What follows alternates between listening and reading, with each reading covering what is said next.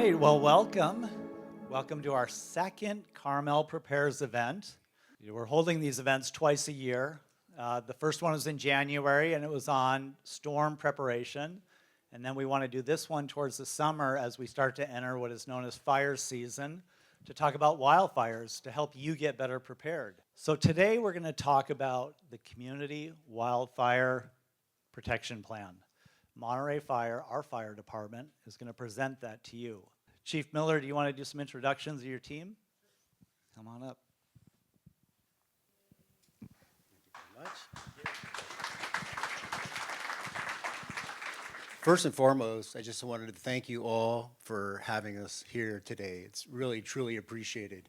I don't think that people understand, as we're preparing for fire season, if the community isn't involved, then it makes our job a lot harder. I think when we partner together and seeing this group today and the amount of effort that the city of Carmel-by-the-Sea puts in to try to be partnering with the community on these types of things, that gives me great optimism, that we're going to be able to do great things in the city of Carmel. First and foremost, too, the city of Carmel-by-the-Sea, by the way, is very in a unique position. We have outstanding response times, which is critical, because, right, you want to get there as quickly as you can and keep the fire small. That's the best case scenario. The next case scenario is if the fire has a tendency to grow, then you want the weight of the attack behind it, so when somebody dials 911, that you have multiple companies coming to assist in keeping that fire contained to the area of origin.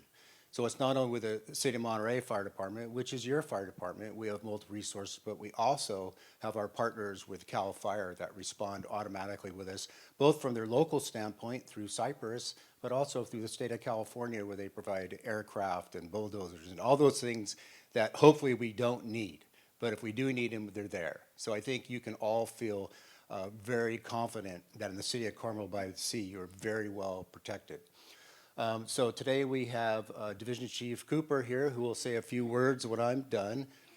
And then also Captain J.D. Sheldon, who's one of our suppression captains, who has vast experience in wildland firefighting, not only in the county, but all over the state of California through our Master Mutual Aid Plan. And he has not just a passion for suppressing fires, but a passion for preventing fires. And he's volunteered to step up because he really wants to be a part of it. And by the way, his history is he is a local Carmel firefighter in the past and Carmel High School, so he's one of us here. So it's nice to have him here today. So without further ado, I'm going to go ahead and pass it on to Division Chief Cooper and say a few words, and then we'll pass it on to Captain Sheldon. Thank you so much. Thank you, Chief. Thank you. Well, good morning. Once again, my name is Justin Cooper, Division Chief with Monterey Fire Department. I just want to come up here and say thank you for taking your time out of your day, Saturday morning, to come out and hear us talk about these critical things for the city of Carmel. We can't do this without you guys being here. We can't do it without our neighboring agencies being here. It's not just one agency that can handle these type of incidents. We all work collaboratively together to make sure we could protect all the areas that we serve. So thank you, and I'd like to turn it over to Captain J.D. Sheldon.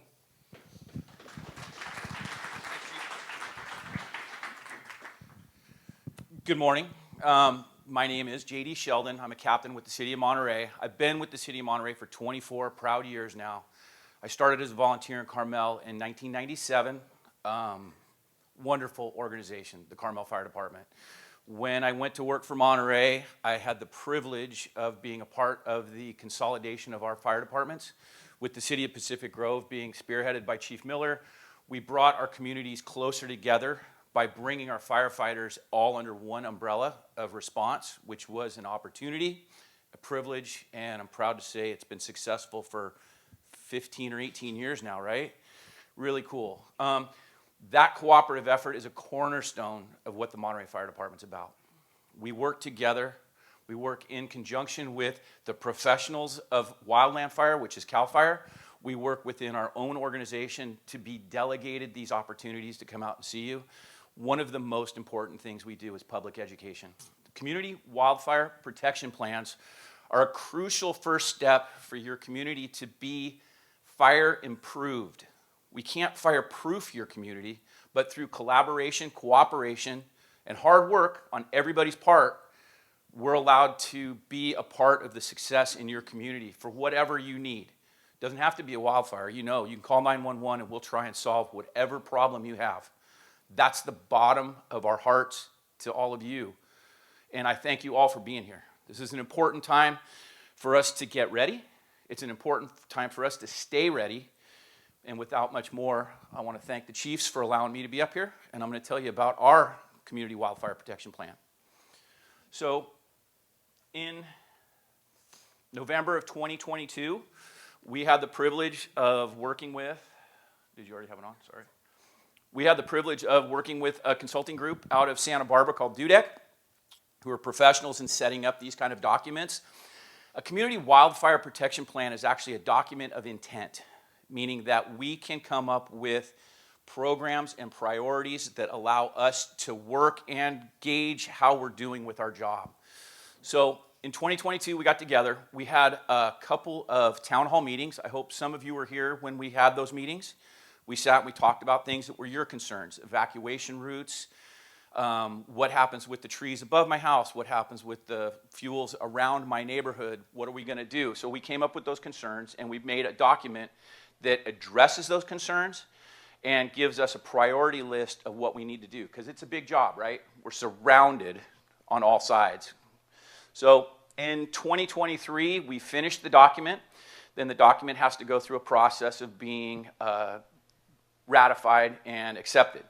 First step is to go to Chief Nunez, who's the fire operations guy, and he looks at our document and says it works in parallel with their documents, that it's a good thing. Now we're going to go to the city councils and we're going to get consent agended for the document to be acted on. So what does it do? It's a tool to reduce the severity and the impact of wildfires in our community. It's an assessment of the risks of that community. We go out and we look, and we have topography, which is the steepness of the landscape. We have the fuels, and we worry about ground fuels, ladder fuels, and canopy fuels. If that makes sense, we go from the ground up, because that's the way fire goes, right? So we identify potential areas for taking action, and then we prioritize those projects. So the steeper, the more overgrown, the closer to homes, we'll start there. And during the course of our work, we hopefully end up with protected areas that we can then keep up on, and we'll check it probably every 2 years or so. Is that about what you guys do? It's a biannual assessment. We call it a policy-based directive because we have statutes that we need to work within. We have federal statutes, we have state statutes, we have county statutes, and we also have city ordinances. And we have to make sure that we are working within the parameters of all those. Something as simple as a tree that needs to be cut, we have to get a permit for it, right? Something as sacred as a Native American burial site, we have to recognize that and protect that. We have native plants that we have to protect. So we can't just go through and cut everything down and make it a moonscape, right? Which would be easiest for us, but that's one of those things we have to work within. Like I said, we'll update this every 2 years or so. That shows the progress, and it helps us identify new projects that we'll be doing during the course of it. For our document here in Carmel, we made sure that the actual document, which is 130 pages, fairly dry, but it does concern you. It's on our website in the city of Monterey. I'll have a link put on the city of Carmel site, and I'll also have one done in Pacific Grove. So you can take a look at it. But it basically has 6 appendices, and the modeling methodology means how they came up with the priority areas, based on topography, based on landscape, and based on weather conditions. Those are the things that we're concerned most about as firefighters. The community outreach, well, here I am. You know, I want to make sure that you guys get to hear about this, that you own it, because this is your document so that we can help you be more fire safe in your community. The vegetation management, we just have a list of ways that we manage those things, and I'll get to that in just a moment. The priority management projects are the first ones we hit the hardest to make sure that we can make a resilient community. The planning and the regulatory statutes, there's many, and many levels of it. And then the funding opportunities, which are the most important to us, this document allows us to apply for federal and state grants to help us fund programs like chipper programs, community outreach, volunteer programs if we have people that want to help us. I know, are there any Wheaties in the room with me? So the Wheaties know exactly what we're talking about, right? They go up into the Mission Trails Park and they do their part. Carmel Prepares, same thing. You guys do a great job in the city of Carmel showing that you love your city, and that's really important to us. So this is what the Monterey department has as a plan area. You can see Monterey is the lion's share of our area, Carmel's right here, and then Pacific Grove right there. We are boundaried by CAL FIRE and the Cypress District, so we work hand in hand with them because we do have projects, mission trails and whatnot, that we work together on. The risk assessment in the document that we have is in pink are our high-risk areas. You can see, everybody knows what this one is, right? Mission trails. Everybody knows what that one is. That's Pescadero Canyon. Those are the steepest drainages that you have in Carmel. They are the most flora abundant, shall we say, areas in the city, meaning they have the most growth in there. And so what we worry about is if we can control the ladder fuels, then everything else is more healthy, right? So we get the Genesta out of there. We try to keep the Manzanita down to a reasonable height. And we can do that with a variety of techniques. So for the projects, we want to make sure that health and resilience of the forest is tantamount to what we do. We'll develop a management plan for the Mission Trails Preserve in hand with the docents and the caregivers that are up there for that property. We want to do a management and defensible space project with the Pebble Beach group over on the Pescadero Canyon side. And then we'll conduct fuels reductions within the Forest Hill Park, which is the kids' park up here and the tennis courts. There's a nice chunk of land that goes up there. So those are our priority projects for the city of Carmel. This is why we do it, because there's value in what we do. First, it's the safety of the citizens and my coworkers, the first responders that may have to come in and deal with something as catastrophic as a wildfire. The main reason we do preventative fire service is because we save money on the back end, right? If we can save someone's house by being preventative, that's millions in cost, right? And that's the bottom line for you guys. You're safe in your homes, and then we don't have to rebuild them afterwards. We're maintaining healthier ecosystems because by going in and clearing stuff out, some of the smaller stuff that can't grow because of overgrowth, your pines come back, your oaks take over, all those good things with taking care of a forest. And then open spaces can be utilized for recreation. Everybody's got a dog. Raise your hand if you got a dog in this room, right? Because that's why we live in Carmel, right? We want to take them to the beach, but we also want to take them up to the park. So we want to make sure that the trees aren't hazardous above your head and that that our four-legged friends can enjoy a walk with us, right? So here's a couple of the ways that we mitigate wildland fuels. This is my favorite. You've seen the goats over in Pebble Beach? It's so fun. I take my daughter when she was little and we go watch them. So grazing livestock is very effective. Masticators, which are a type of giant lawnmower that can knock down small trees. It can take care of small things that are up to 6 to 8 feet high. That helps us bring down those ladder fuels. And when I keep alluding to ladder fuels, it's the fire that goes up the tree that makes the fire that much bigger. So if we can keep it on the ground, then it's safer for us because we can go in and just chase it. We call that a skunking fire. You can just chase it and get it. But once it gets up into the trees, we have to stand back and let it go. Chipping and tree felling, that's our foresters, and they are awesome. You guys have a guy, Justin Ono in Carmel. Monterey has Tice Norton, and then PG has Al Wyfus, and they are the boots on the ground for us. They are the guys that set up the projects. They're the guys that bring in the chippers, that bring in the fellers, and then we can go also with Wildfire. Carmel, probably not Wildfire, but places out in Carmel Valley, places out in South County, they can use it because it can get a lot of acreage all at once, and they can set up boundaries around it. So sometimes you'll see the smoke that comes up from a controlled burn. That's what we're doing. This is the masticator. That's my favorite. It's just a rough little bulldozer that goes in and eats all the trees and small stuff. That's the bread and butter of taking care of mitigation. It's a chipper. And we're going to set up a chipper program in Carmel for you guys, probably not this year, but next year. We've got the funding for it. So we'll be able to get you guys to bring your stuff to the front door of your property, and then we'll take it away with a chipper, which will be a great way for you guys to be a participant in our efforts to make you safe. So the goals, landscapes and open areas will be maintained with environmental protection and a respect for cultural significance. That archaeological side of where we live is very important.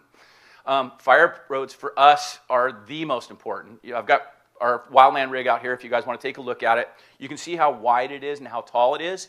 it has to be able to get back into those areas to help us suppress fire. And the only real fire road you have here is a fire road that goes right through the middle of Mission Trails Park. And so we'll be widening that and clearing it out.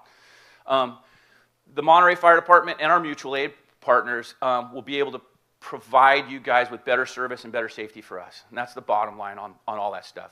We don't want a fire, but if we do get a fire, we've got to go in and we don't back off on it. These are the foresters. These guys deserve recognition. They're doing a very hard job. The trees in Carmel are protected and valued. The trees in Monterey are many. We have a thing called the Old Capitol site that actually came with a forest management plan if we were going to take ownership of it. And then Al's over there, and he's got George Washington Park, and nobody wants to do anything to it, but we have to do something to it, and he's a great guy working on both sides of the fence. As I said, I'm JD. I'm available anytime. Sheldon@monterey.org is my email, and I am available for any questions. I appreciate it, you guys. Thank you so much. Yes, sir. So I was at a wedding at the Holman Ranch when that started, and I saw the start, and I knew that it was going to be a handful for whoever had to go in on it. The big deal about Big Sur fires, right, the Sobrinus fire, the Basin Complex, the Big Sur Complex, is that the topography is so steep that the only thing we can do initially is call for every air resource that Chief Nunez can get his hands on. So those things start off as an air show. And if you'll recall, they brought in the big tanker from Fresno, which is the jet plane. They had multiple helicopters, and you can only slow that growth. So we would probably do exactly the same thing. Initial attack is what it is. You get there, you assess it, you see if it's actually safe to fight the fire, and if it's not because of topography and or weather conditions, then you call in the big dogs with the Air Force, and they do. The cool thing about CAL FIRE is they've just got these new Firehawks, we call them, I think. So they just received a bunch of really new technology for their helicopters, and they are locally available, I think out of Hollister, right? Yeah. Does that answer your question? We've been doing this for a while. It's just hard when you get an initial to assess it and knock it out really hard. Our main boundary lines are the Pescadero Canyon and then the Skyline Forest area. Well, Highway 68, that's our boundary, right? So it's written in stone right there. We're on one side of the street and they're on the other. Pescadero Canyon is mostly CAL FIRE. It does a great job in mitigating that particular area, right? They've brought in the goats for years and years and years. The other side of it is we probably need to do more work on 2nd Street or 2nd Avenue, right? Because 2nd Street runs right along the edge of the canyon. So we like to do what are called shaded fuel breaks, which works out for us, and that's a 30-foot boundary on either side of a road. They've done some really good work up in the Carmel Highlands, putting in shaded fuel breaks for some of the residents up there. And I think that's probably the route that we would go on 2nd. So you just ring the area in with defensible space on all sides of that particular high hazard area. Pebble Beach has a great deal. They have two fire stations inside Pebble Beach. And so they have one up at the Hillgate as you go up to the roundabout. Their fire station is right below that. And they have another one down on Forest Lake, which is right in the middle of Pebble Beach. So they have a great response area as far as coverage goes. And then on the other side of Pebble Beach over by Spanish Bay, you've got Station 14, which is my station in Pacific Grove. And then you have Station 15 here in Carmel. If they get a fire, if they get something that they need us, we send our automatic aid engines to that. So they actually get an extra Type 1 engine or a Type 3, which you'll see up here, if they request it. So they've got great equipment, great staffing in Pebble Beach, and then they get our help from the outside that comes in. Yes, so we are actually in the process through our prevention. We have 2 new people who will be trained defensible space inspectors.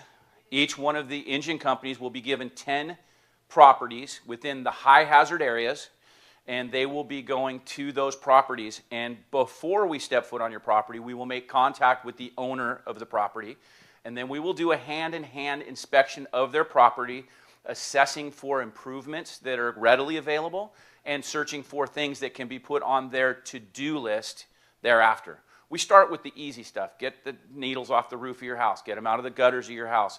Let's make sure that you have the ladder fuels in your own yard controlled to a reasonable amount. And then the other side of that is then we go to the wish list, right? We can harden your structure. Here are some suggestions. Get new vents for the steel, box in your eaves. Let's make sure that you have things that protect your home against fire. And that is important in Carmel, more than a wildland fire, but for proximity to another neighboring property that may catch on fire. Does that make sense? So we have such verdant home areas that we need to make sure that if this home caught on fire right next to us, that our house is protected. Those inspections will allow us to go to those homes that need inspection and that could use the help to get them up to order. Does that answer your question? Yes. So we have that in place, and we are getting ready to do all those inspections. You'll see us around.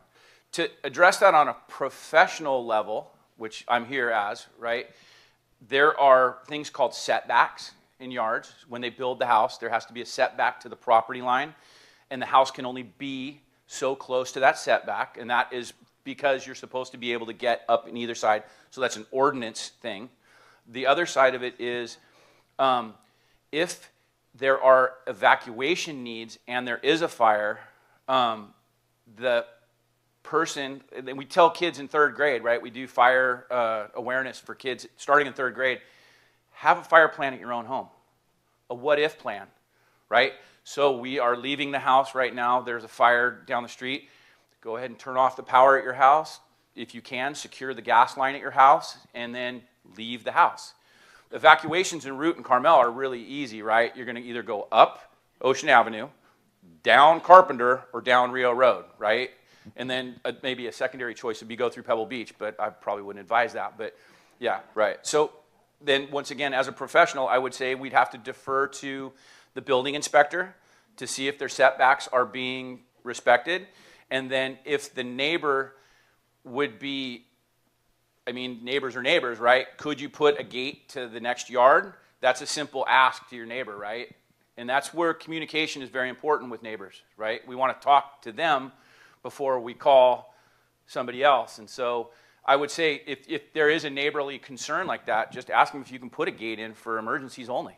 You know, put a padlock on it and you know the code to it. Does that sufficiently answer your question?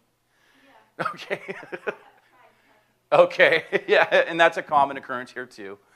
Hi. So everything that we do as far as wildland protection goes is exterior to the structure, right? We don't go into someone's home and say that you are not, and that's called existing noncompliance, right? Because something was built so long ago, it hasn't been renovated yet, and it stays that way. That's existing noncompliance, and that's very common in the fire service. We go into places and we see that. What we do is we just make a note and go, that house right there, if it ever did catch on fire, we notify our coworkers that that house on that street, that there, be careful with it. That's where we go, right? And we also know that if it's a certain home, we would be overly aggressive getting there because we know the potential of the home. So that's our responsibility to you as the owner of the neighboring homes. As far as the wildland stuff goes, we make suggestions. We don't enforce those suggestions with penalties, other than we will come back and remind you again. And we'll come back and remind you again. One of the things that Monterey has as a program, and I don't know if we have it in Carmel, they have neighborhood improvement funds that can be filtered back to homeowners that can't afford to take care of their homes anymore. I was actually just on a call a couple of days ago, and the city of Monterey had a nice sign out front that said, we put the roof on this person's house. And this was a retired woman who lived in her house. She was 90 years old, and a tree fell on her house a year before, and the city actually funded the new roof on her house. So the city of Monterey is pretty active about making sure that they can help when they can help. We'll do whatever we can to make sure we aggressively and sufficiently put that fire out before it gets to your house. Yeah, so everybody that has a second home here in Carmel has registered with the police department. So as a fire service, like, because we get smoke alarms in those houses all the time, right? And so we'll look in the windows, we'll make sure there's no fire or smoke in the house before we break a door down. Then we'll call the police department, and Chief Tomasi's people will go, we've contacted the homeowner, the code for the door is bing, bong, bing, and we usually get into the house because the owner says get in there and check the house inside. So yes, everybody that has a second house in Carmel is registered at the police department. We have certain members of the Carmel community that are members of our CERT team, And with that, like when we had the storms, we had a bunch of the PG certs were over here watching trees, right? The Pagnella brothers, if you don't know who they are. They were over here running around in pickup trucks, making sure that the down lines were respected and everybody was safe. So we use all those certs in conjunction with whatever the emergency is in whichever one of the jurisdictions that we cover. And if you're a Carmel person here who wants to get involved in the CERT program, check with one of the certs here and they'll give you all the information that you need to get further involved in taking care of your community. Thank you very much.